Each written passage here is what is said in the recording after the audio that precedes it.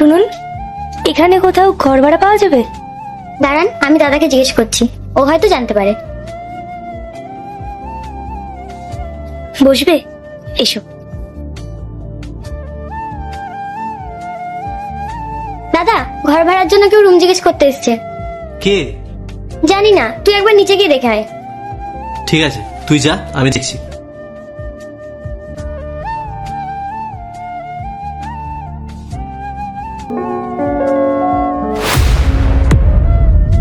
ইন্দ্র,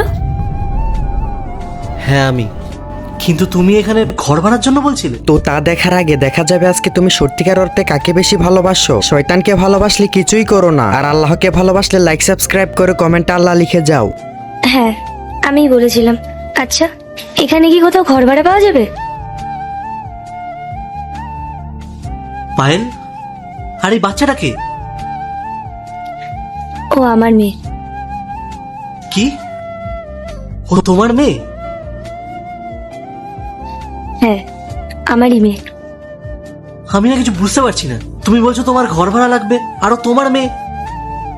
জানো ইন্দ্র, আমার বাড়ির লোকজন শুধু আমার জীবনের একটাই সিদ্ধান্ত ভুল নিয়েছিলেন, আর সেটা হলো তোমার সাথে আমার বিয়ে না দেওয়া।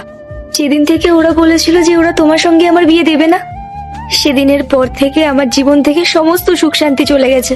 কিন্তু পায়েল, এমন কি হয়েছিল যে তুমি এসব কথা বলছো? তোমার শ্বশুর বাড়ির লোকজন, তোমার হাজবেন্ড।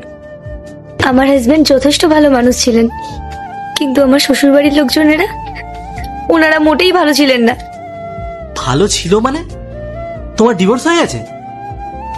না, আমার হাজবেন্ড আর এই পৃথিবীতে নেই। ও এই পৃথিবী ছেড়ে চলে গেছে প্রায় 6 মাস হতে চললো। আরো চলে যাওয়ার পর আমার শ্বশুর বাড়ির কেউ আমার সাথে ঠিকভাবে কথা বলতো না।